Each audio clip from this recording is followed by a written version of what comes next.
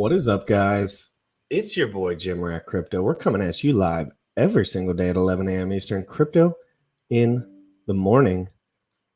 And we got a big one today. Well, it's just big depending on, I know most of the listeners in here just want the daily news to learn a little bit about crypto and to keep up with the wave of DeFi. And of course, some of that AI sauce from Sam Stolt. Hopefully last 15 minutes. Private me if you have a little 15 for the end of this, Sam. It's cool if you don't. Me and Sam have been filming a lot lately, and it's been really fun. Sam, I nailed down that date for the 1 year anniversary, February 5th. February 5th. So February 5th, Crypto in the Mornings 1 year anniversary. That's going to be amazing, guys. I know there's a lot of drama on Twitter and stuff. Frankly, I don't care. I don't care. I'm trying to care.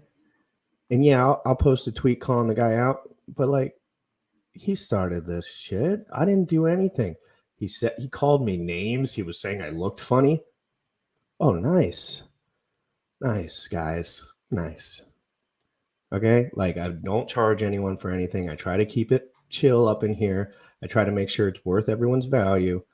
And guys have mental breakdowns. This happens at the gym as well. When someone is 265 pounds and shredded and their girlfriend is an absolute A-lister, people start to talk crap about them for no reason. And I'm not saying that's me. I'm just saying maybe I'm doing something right and maybe I should just ignore the haters more. And that's what I'm going to do. And Sam's trained me like a ninja to feel that way about everything. About everything. It's just everything. It's like anything that is not going to help me be productive moving forward. You must learn now how to eliminate it. Eliminate it. You have to eliminate it. And that's something I'm right in the sauce of working on. And Sam is a sage in that realm of sorts. Guys, Crypto in the Morning live every single day. I'm not going to pop on Sam. I'm not going to do the Crypto in the Morning show. We're going to go straight to this video because I have a feeling Sam's going to have some, not that one. Not that one. But Sam is going to have some great insights on that. It's really going to open the floor. And I think it's going to be really good to listen to. So let's get into it. This is Vitalik Buterin talking about 2022. Let's get directly in. It has been, I think, a complicated year, right? I think a lot of people are remembering the year for all of the terrible stuff that's happened and within the crypto space for all of the multi-billion-dollar blowups. But I think it's also important to remember all of the various positives that the crypto space has seen, right?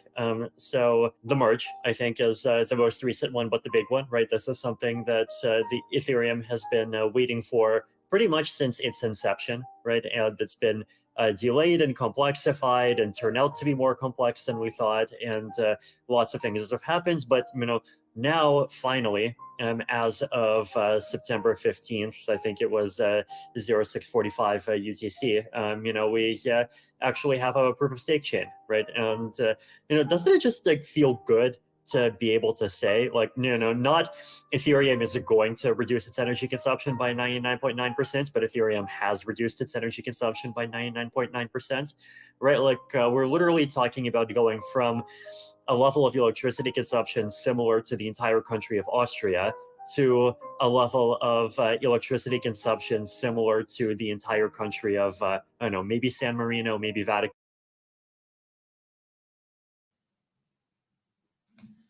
Sam, I knew you were going to want to touch on that piece, so let's just get straight into it. He was fudding there. Not fudding, lying, kind of, because I don't think that's his primary concern, and I think he's highlighting it as the best thing.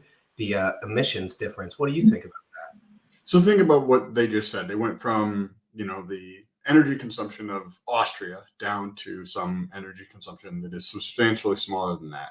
And on the surface, you're like, oh, cool, more efficient. That's a good thing, right? But then you ignore all the benefits of that model, right? So let me try to go through here and just highlight some of these. Okay, let's start with distribution. If I am mining Ethereum, what do I have to do? Right, I got to pay my electricity. So there's a good chance that I might sell some of my Ethereum, right? Cool, that's a good thing. That is a good thing. Because what ends up happening is If I earn Ethereum, I sell that and somebody else goes through and buy that, right? So it's a distribution method versus if GRC owns 60% of the supply of Ethereum and now he is the validator, who gets that?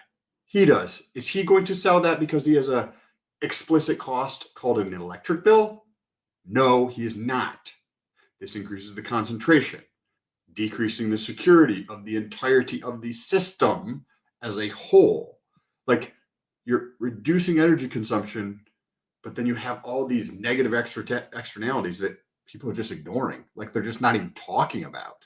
And I think that given Vitalik's a young man, he's a smart man, but he also is in bed with like, central bankers. He's talked about meeting government leaders, right? So the idea of ESG, like the idea of that is probably pretty programmed into his head, right?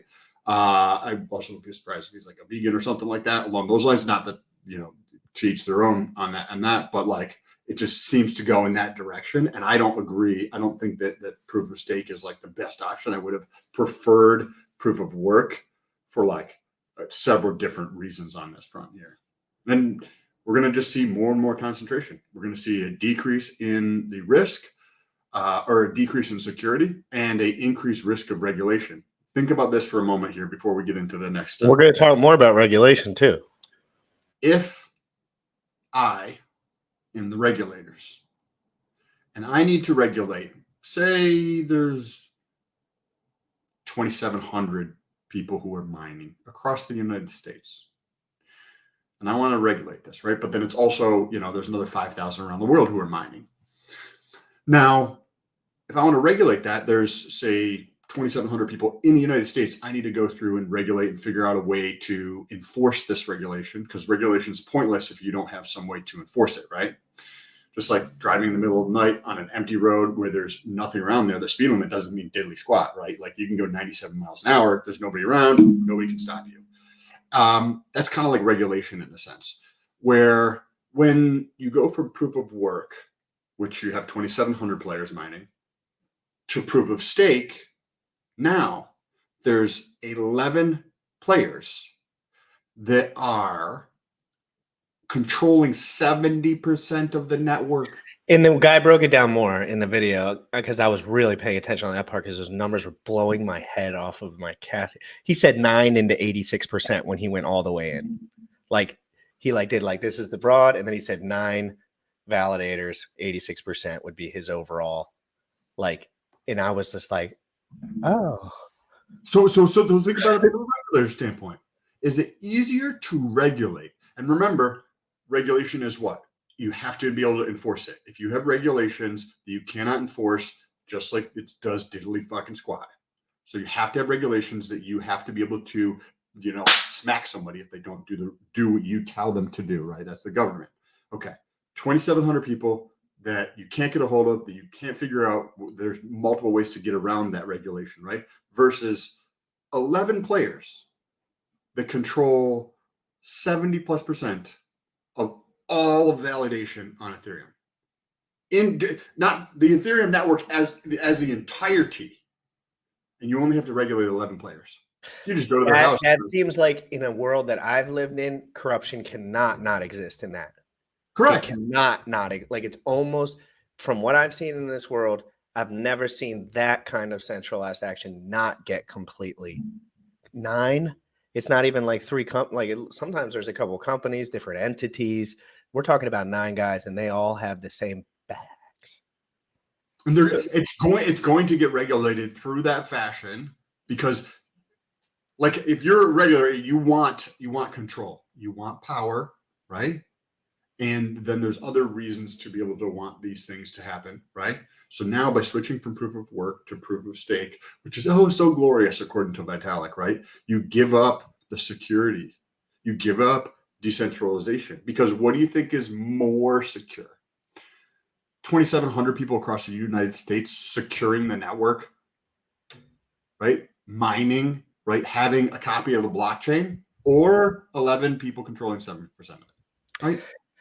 Hey, real quick, Sam, let me say hi to some of our loyal fans. Because I am so happy that I've created this show and I can somehow provide value to you and a bunch of people at the same time. Like nothing in my life has made my life feel better than that. You know me, I'm a little bit of a softie, and I just want to. I never felt like I was putting in work when I was young. I never felt like I was working, even though I was working.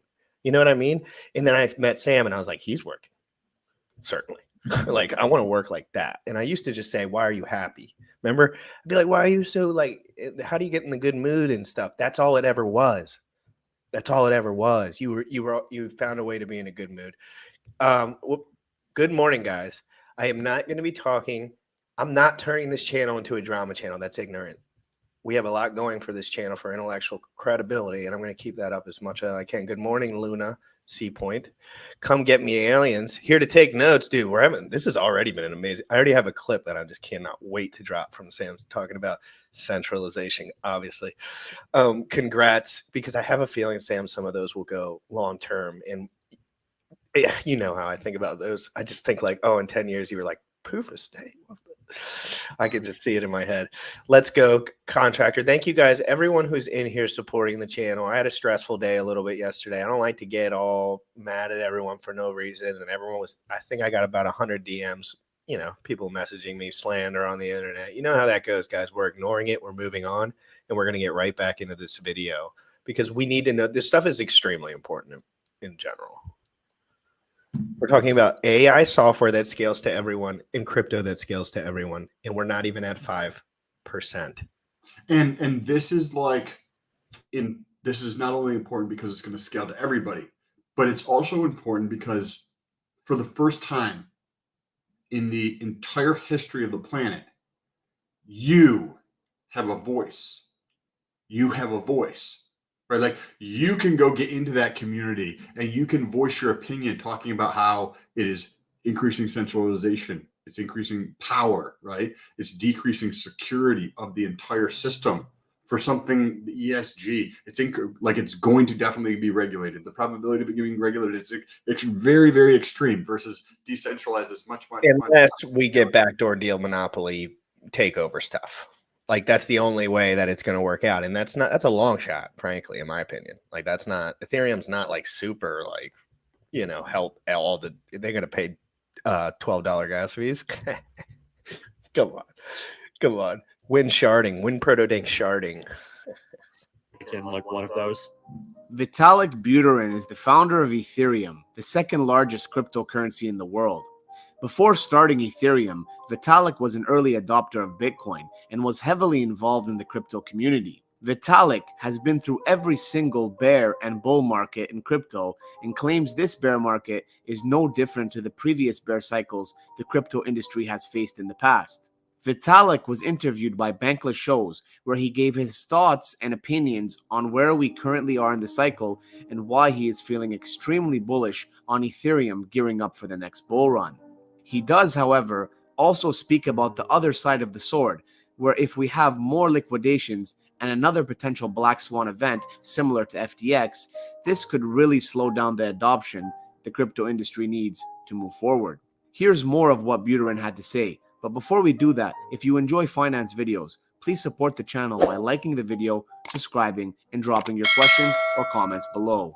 As someone who's been through multiple market cycles, like every single market cycle has the bad year, right? The down year, right? Is 2022 unusual for you in contrast to other years of crypto? I'm trying to compare 2022 against the kind of early to mid bear market periods of the previous cycles, right? Actually, if you want to show people visuals, one great visual to show right now is the Bitcoin price from 2011 to now. Bitcoin, just because Ethereum unfortunately didn't exist in 2011. But if you look at that, right, you see kind of the great cycles, right? And, you have 2011 and then the really big one at the end of 2013, and then the even bigger one in 2017, and then the super big one in 2021, right? And see the very first one at the left, it's like so low that we don't even notice it, right? Like if you just click the log button, wow. And so the 2015, right? So if you go down that flat part after the first peak, that's when Ethereum launched, right? So Then 2018, that's the flat and the kind of cup and handle after the second bull market. That's when Uniswap was created and started existing for the first time. Now let's look at the flat and slightly decreasing line after the third bubble. That's when the merge happened, and we had multiple ZK EVMs, and we're starting to see serious layer 2 adoption. So post peak periods are always periods in which there actually are some pretty significant technological progress that is happening. They are periods where, I mean, often it's easier for people to get back to work because the numbers aren't giving them dopamine hits every 6 hours anymore. And they're periods where like a lot of real work gets done, and even periods where the good gets separated from the bad, right? So one of the other reasons I wanted to make that analogy is that if you go back to 2014, right, the FTX of 2014, kind of Mt. Gox. I actually kind of don't want to even call Mt. Gox the FTX of 2014 because I just feel like the way like Mark Karpeles did a bunch of horrible stuff, but I actually feel like the way that he has handled himself post blow up has actually been kind of honorable.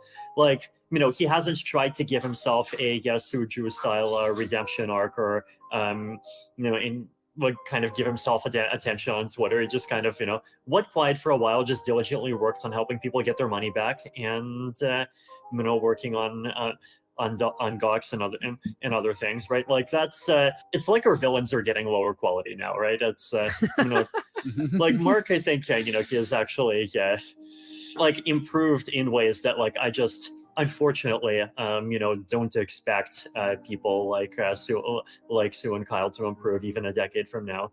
But no, very much hope I'm wrong though. I think I'm, you know, I'm always happy when people positively outperform my expectations, right? But the Mt. Gox blow up in 2014, it did feel like an existential crisis for the crypto space. It felt like a huge crisis for Bitcoin. It felt like a huge crisis for legitimacy. It was an invitation for regulators to swarm around the space. And it you know, did have a lot of bad consequences in all kinds of places, and it made a huge number of people very unhappy.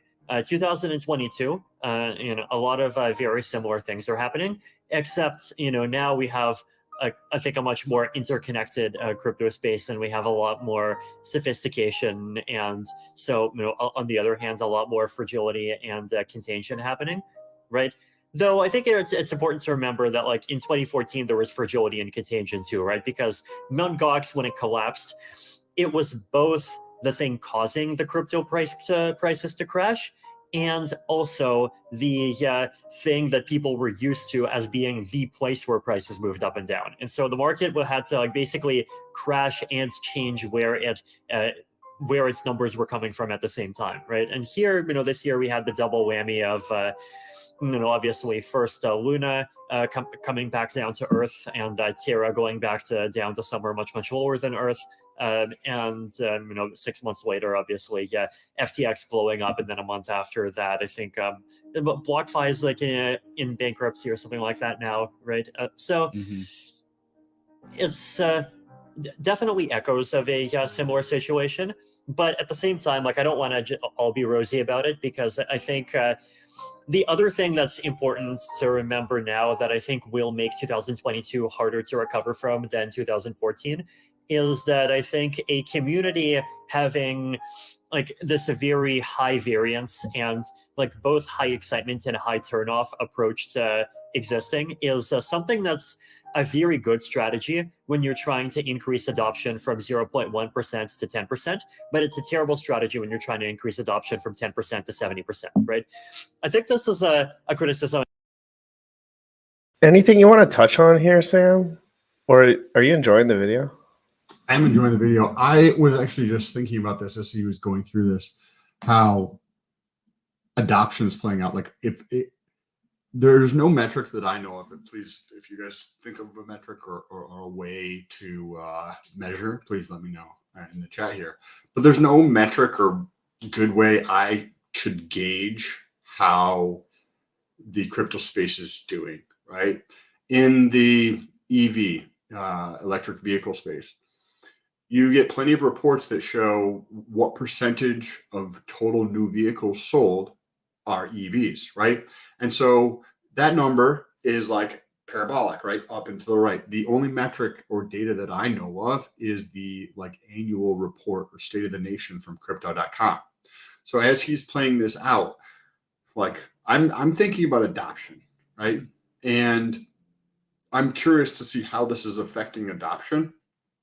If there was a way to measure the collective growth of crypto, how that is expanding over this time period, because I think that metric is like the ultimate for me to understand the collective of those charts are so nice. When you show someone new to crypto like a tech S curve chart for like the microwave or something, or like the fax machine, they're like, oh shit, that makes more sense. Everyone uses money, right? And we're all moving to transparent ledger, right? And I had a video with Tom Gillespie, who did a Hex documentary, and I asked him about these questions, and he said, mate, in the green room, mate, I don't even care. We got 10 years left. That's like when I asked him similar questions to you, he felt like people weren't catching up with some of the information on Ethereum, and it wasn't exciting him, is kind of what he was saying. He was like, I feel like no one even cares.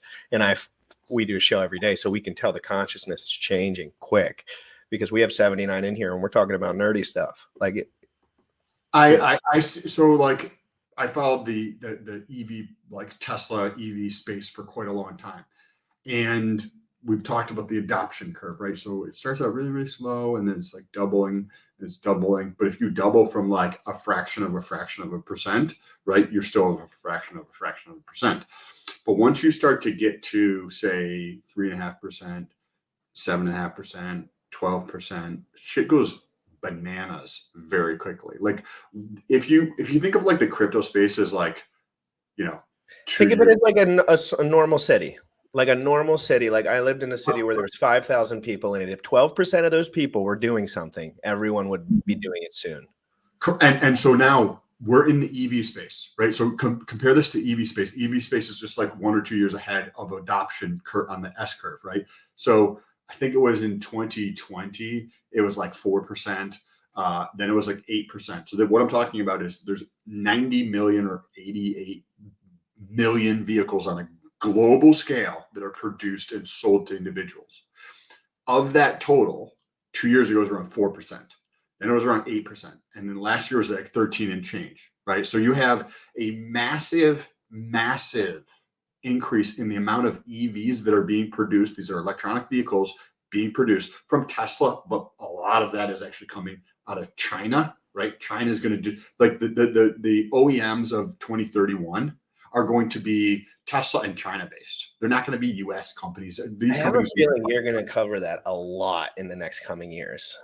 Yeah, because I put it out on the internet and I'm just going to rub it in people's faces. Like, well, that too. And if they start trying to be communists about it, like you were mentioning to me something in the green room a couple of days back about some bill where they can actually shut off vehicles and they don't want you to use the combustion engine anymore. Is kind of what it seemed like. And you were alluding to that, and we were thinking about all the centralized garbage we deal with. And it was shocking to me to think that. I was like, Elon is only a man and he can only create an amazing vehicle, but everyone else can copy his work and then make legislation to maybe, or does it matter? What do you think about? I don't know enough about it. It also goes into ownership, right? What is ownership? If you quote own something, and then I have the capacity to shut that shit off from you, do you really own that thing? No, I would say you don't own that thing, right?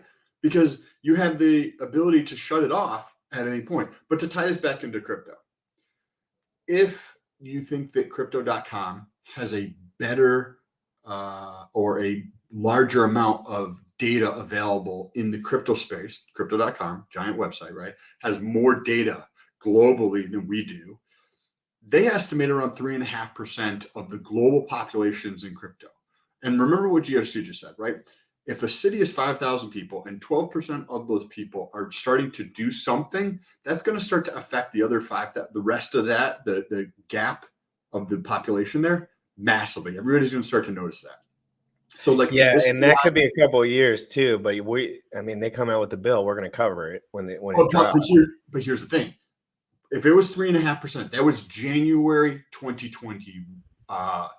For crypto, January 2022 is when that came out. January 2022. It has been one whole year later. That means we're above 3.5% adoption in crypto. Above 3.5% adoption in crypto globally. We're getting close. We're getting close. And remember, we were watching this play out with EVs. We were at 4%, 8%, 13 and change. This is going to grow so quickly. This is going to grow so quickly and leave so many people behind that you are not going to be able to recognize things in 5 years. You will not be able to recognize things. You're going to have all vehicles are going to be EV vehicles, and everybody's going to be in crypto. Everybody's going to be in crypto. More than 50% of the world population is going to be in crypto, and people won't be able to recognize. And everyone will be at their desk. That's my hot take. Office buildings in 5 years. What? For what? For why? No. Put houses in those, or make that for shelter. Because all my friends who have great jobs and all that in the system, in the matrix, they don't work in their office buildings anymore. They work at home, and they can do stuff during the day, and they can have lunch, and they can, you know what I mean? Like that, and that means everyone has accessibility to the blockchain 24/7 every single day, because, well, except the weekends if these guys are plebs, but because crypto's 24/7. And the stock market closes on the weekends. That is like Gwei being $1,000. Like, that's stupid. Like, that doesn't make sense to me. And I know Sam's right about all this stuff. We're all right about this stuff. But let's see if there's anyone that can make these things not come true or not come to fruition the way we would like. Of course, we have the man, the myth, the legend, Gary Gensler. He's like the Grinch. He's like the Grinch of regulators. This is AI work done of Gary Gensler. Did you do that? Did you get this done, or just? Oh no, that's high level stuff. So we at the SEC charged Genesis and Gemini for the unregistered offer and sale of crypto asset securities through Gemini Earn. Keyword through Gemini Earn there. Crypto intermediaries need to comply with our securities laws. This protects investors. It promotes trust in markets. It's not optional. It's not. Hold on. Raise the alarm, Sam. This is non-optional. There is actually, God said, no option on this one, because all the hard battles that Americans and everyone have fought in the world. But this one is where we just draw the line.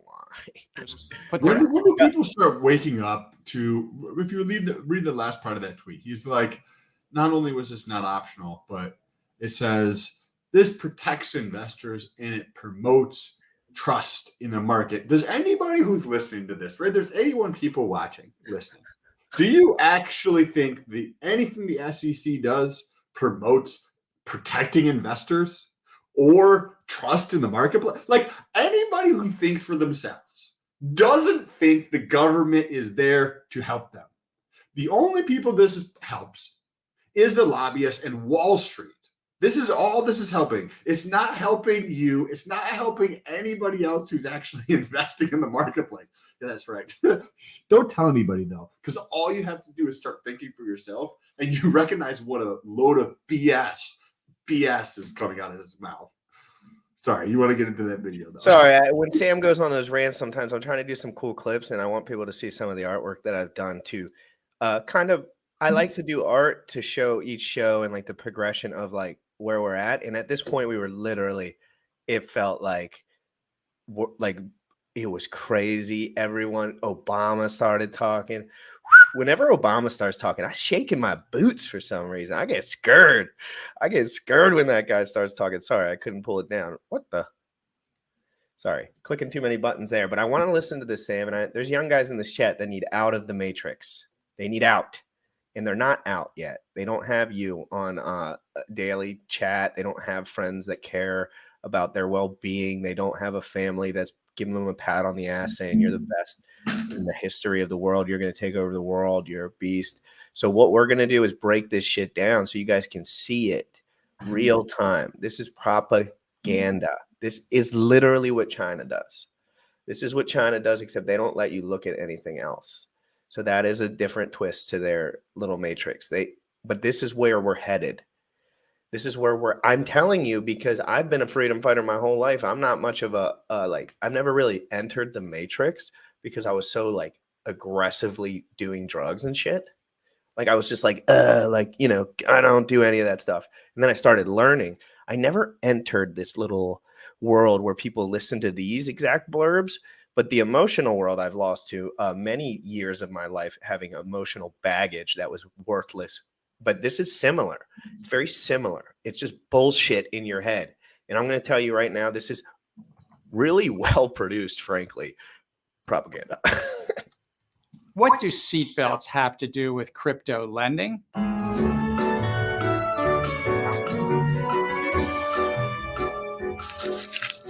Seatbelts come standard in every car. That's true despite many innovations in automotive technology.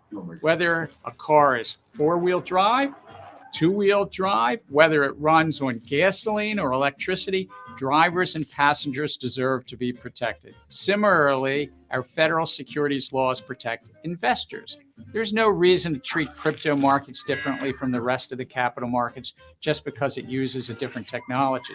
Compliance with our laws protect the investing public. Unfortunately, some platforms that offer crypto lending aren't complying with the requirements. Consider this hypothetical. Bob runs an app that promotes 7% returns, and Alice and millions of other everyday investors put their asset in Bob's app.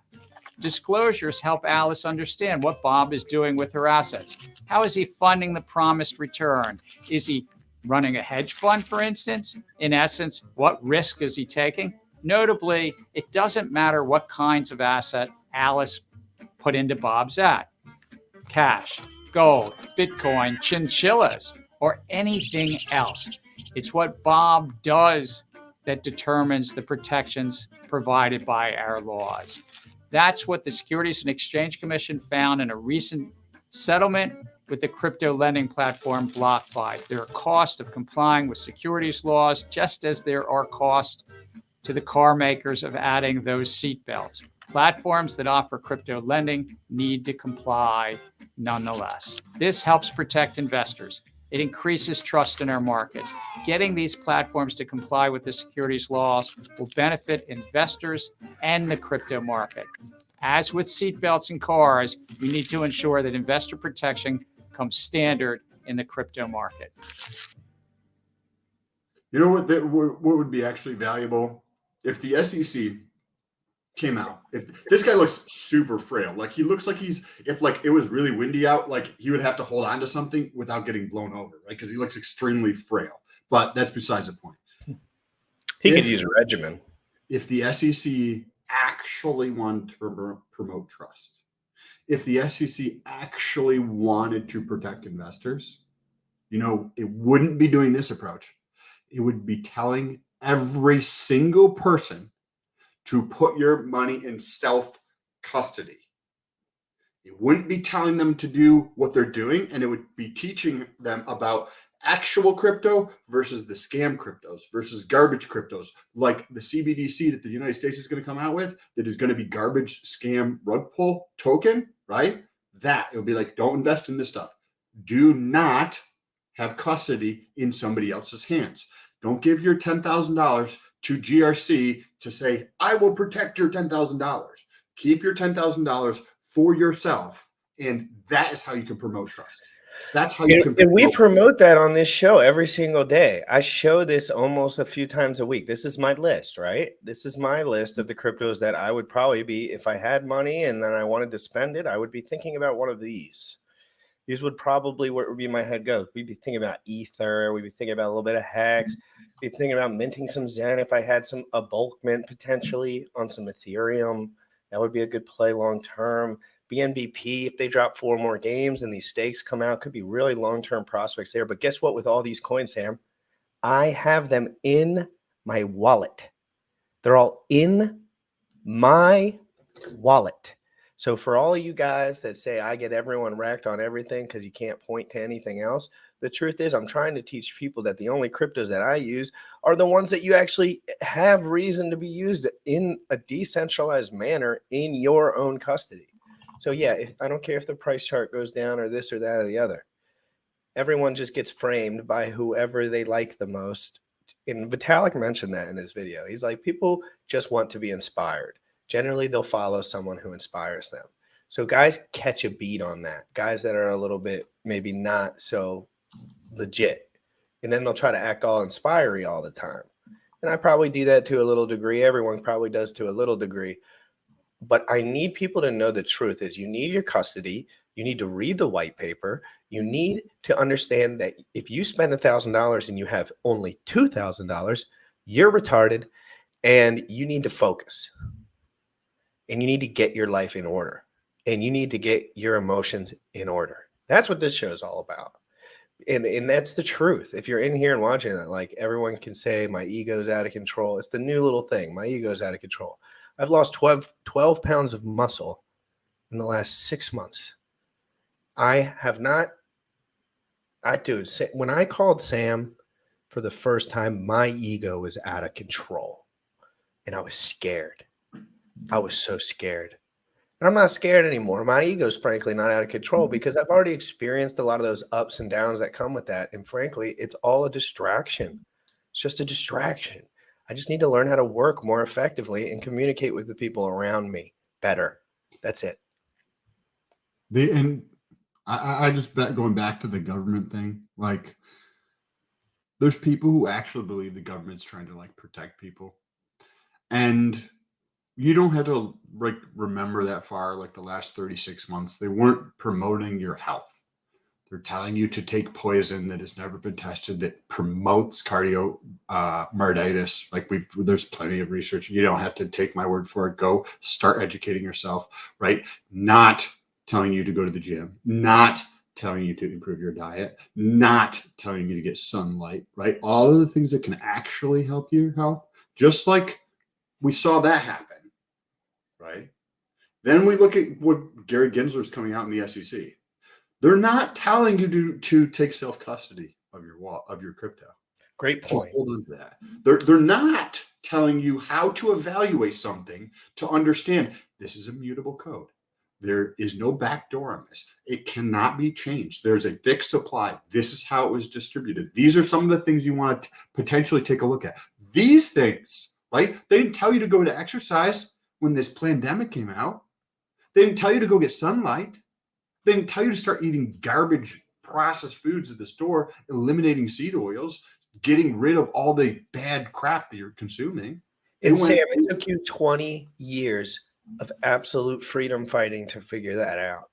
It, over the years, obviously, like you figure out one piece, then the next piece, then the next piece. And you decided to leave the mainstream thought tank a long time ago. And now Sam dedicates his life to making money and helping other guys literally enjoy themselves more, generally. Sam's main goal is to tell people that everything you're shown about health is a lie. And that the truth is you can feel amazing every single day. And this is something that when I met Sam, this wasn't really what I was asking about back then too much, but every day, he always said every day. Every day. It's always an every day. It's not like sometimes days. You're upset this day or that day. You're this, that, or whatever this day. He's like, no, do you want to be a leader? Do you want to make it? Do you want to do this? Okay, then.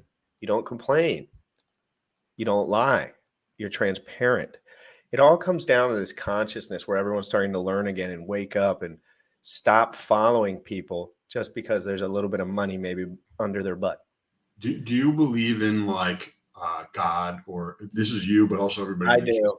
Like a higher power, whether it's God or you think that it's whatever. Okay, well then you probably have heard of prayers, and maybe you don't believe in God and you don't think prayers are important or something, but you look at research on affirmations, right? And look at the research on goals, right? These are effectively prayers or affirmations, just using different vernacular to describe the action of an affirmation or the action of praying in terms of word form, and you call it a goal.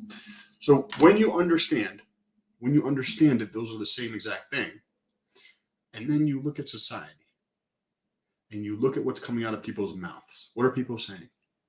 They're complaining. They're making excuses for why they don't have what they want in their life, why they feel a certain sort of way.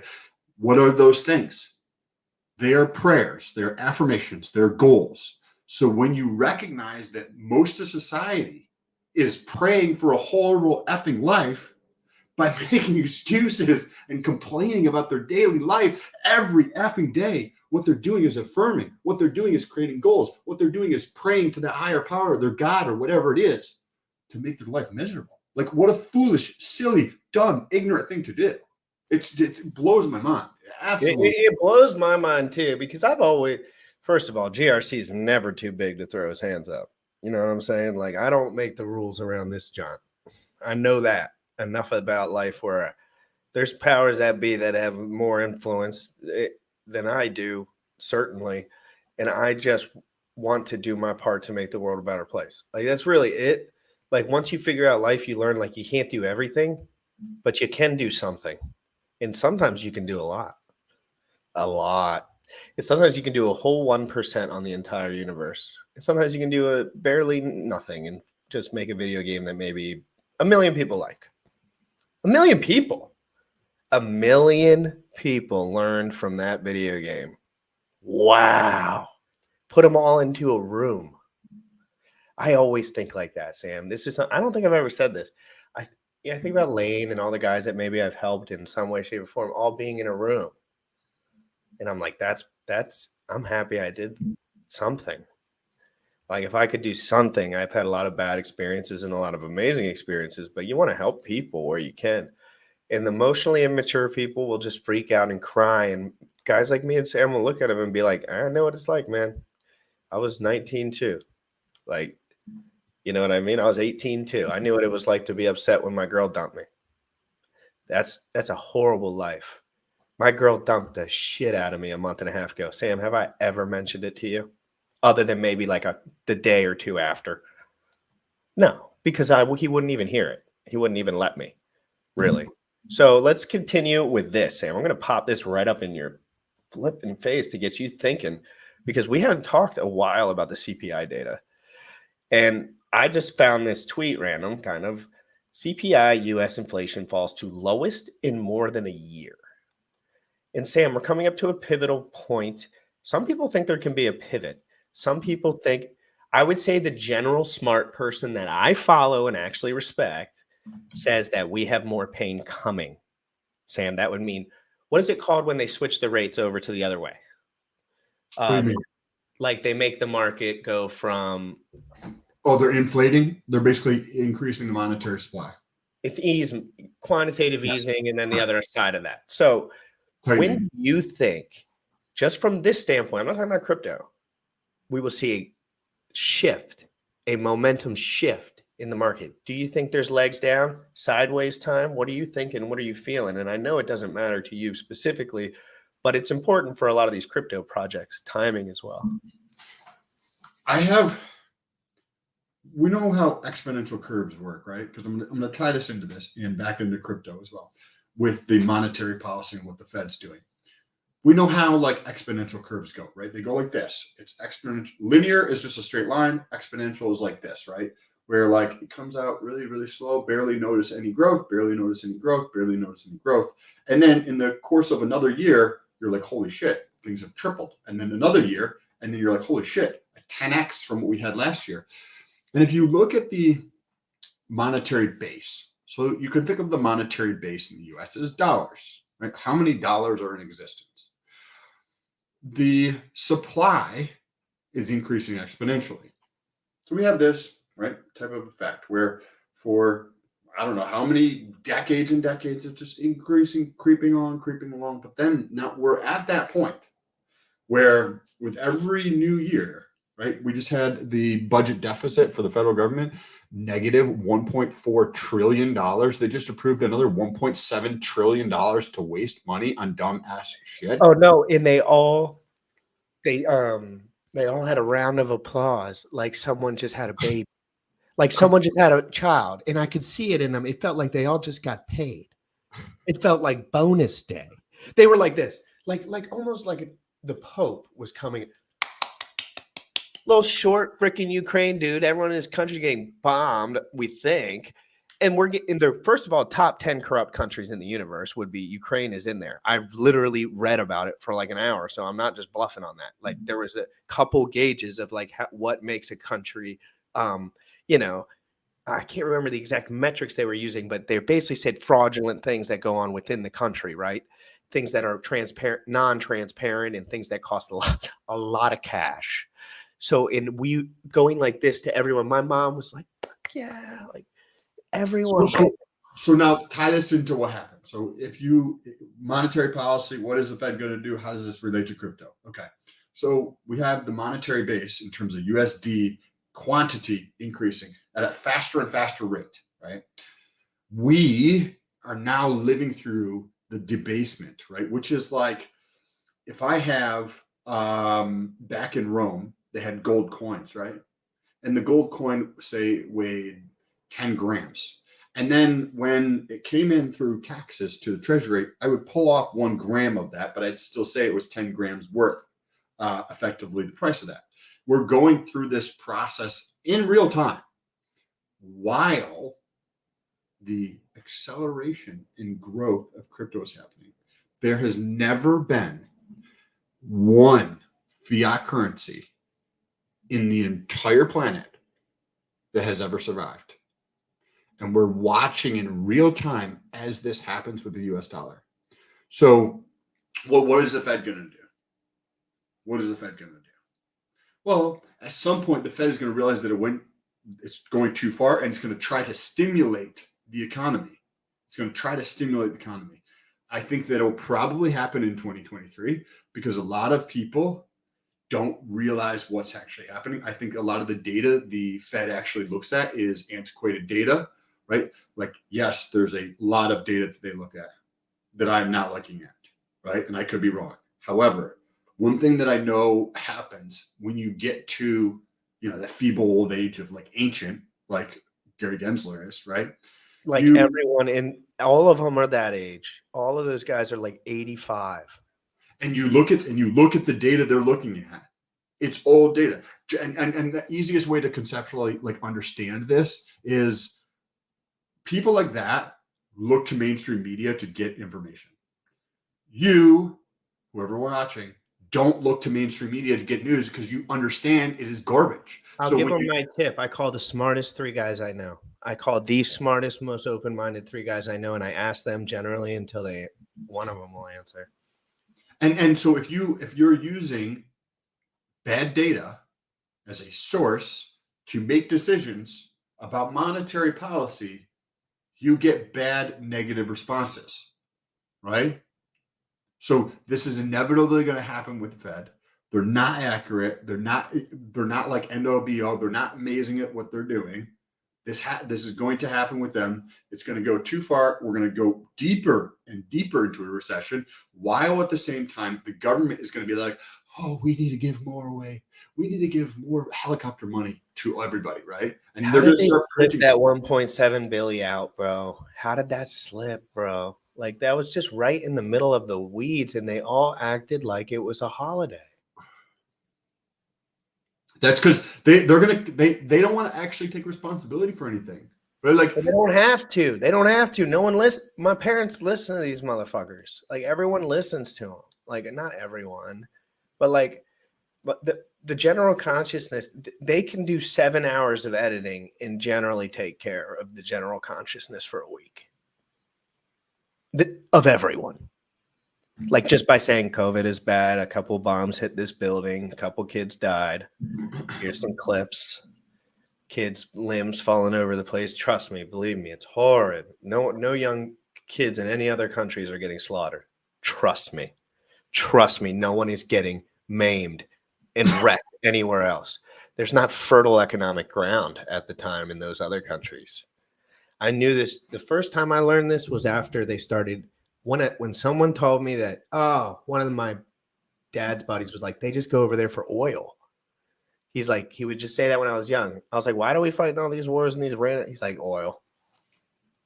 And I was like, oh. Oh, that makes more sense, right? So, guys, if you think these wars are legit because we want people not to suffer, you would be mistaken. That's correct. And it's sad to say that out loud. I'm an American. Like, I wish it was not the case. I wish I could say, man, those guys go over there, take care of business, make sure everyone's not hurting children and women. I wish I could just say that.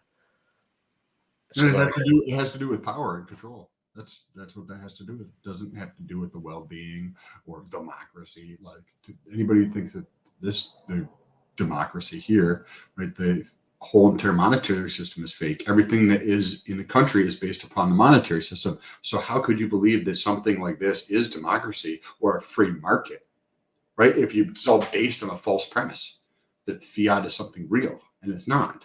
Right? It's all fake. So why would you think this is a free market? Why would you think this is a democracy? This is 100% a scam. All the dollars out there are just fake. You know, the United States being a democracy really is like proof of stake being decentralized. It's very similar in that way. It's like pretend. It's just it really is a pretend, because I talked to Fashion Coder comes on here. She's like, she's very extremely intelligent, extremely awesome. She's like, I haven't thought about that too much when you asked. And I was like, interesting. That's such a big topic, right? Like such a big, damn, that's a big topic. But the general consciousness has not keeping up really well. It's not keeping up well, but we're starting to turn. The more white boys end up in prison, generally, they'll start making news about that. And like they'll start making rules, big financial rules coming, and they will highlight people by going to prison or stupid shit like a $250 million bond that they never actually had to spend any US dollar for. He just had to sign his name on a piece of paper. Like that's what they'll make you think about all day. And like they get me sometimes too. Don't you get it twisted. They'll get me on occasion. Oh, so Sam, I was going to close out the show with the last 3.5 minute segment from Vitalik's video. So do you have anything you'd like to say before we head out? Appreciate you. And I appreciate everybody who takes the time out of their day to come leave a comment or engage with what we're doing. Appreciate you guys. This is, I value that. And I think that I want to bring more value to you guys as continue to move forward. So appreciate you. And we'll get into this. And we're using all the tools that are availability. So you're going to see some pace. Like this is a game of tools now. And Sam is right on the cutting edge with some of these tools. And that means I'm right on the cutting edge with some of these tools. And we're not afraid to put some work in either. So we're going to learn all these cool tools to make the experience better without us having to really handle more workload, but make the experience for the user better. YouTube, pump it. Guys, I'm trying to work on my YouTube channel. He's trying to work on his YouTube channel. Everyone smash these likes up. Everyone hit all the buttons. And I really do like when you comment on the video. I really do like it. I want to know what you think about proof of stake versus proof of work in the comments today. You know, I asked that about 5 days straight on parroting that shit. But so it'll get old soon, but I still need to know what y'all are thinking. Some smart guys come out of nowhere when you ask that question. And they're just like I've been preloaded thinking about this for a decade. Remember now that I think will make 2022 harder to recover from than 2014 is that I think a community having like this very high variance and like both high excitement and high turnoff approach to existing is something that's a very good strategy when you're trying to increase adoption from 0.1% to 10%, but it's a terrible strategy when you're trying to increase adoption from 10% to 70%, right? I think this is a criticism I would have made of Bitcoin maximalism some time ago too, right? That if you're just a small community, then if you say incredibly over-the-top things about how the U.S. government is the primary source of all evil in the world and money printing is the reason why we have some kind of military statist dystopia instead of Switzerland-like happy land for everyone, then it's you're going to turn off a lot of people who clearly kind of see through those attitudes and realize that there's a lot more complicated stuff going on in the world. But at the same time, there is going to be some portion of the population that like really believes in the thing you believe or is really receptive to the thing you believe. And they're attracted to the passion with which you say it. And so they're going to, wants to come along with you. And, being in this kind of siege mentality where they are one of the few brave soldiers pushing forward the future, even if, huge portions of the mainstream world and the Paul Krugmans and the Elizabeth Warrens and all of those characters are, rabidly against them. Like, there is a group of people to whom that, like, being in that position of the siege narrative really appeals to them, right? But that's how you get from 0.1% to 10%. And crypto is no longer in the stage of getting from 0.1% to 10%. I think there have been adoption charts and like estimates that people have attempted to make. And in some countries, ownership of cryptocurrency is like literally at the 10% of the population level.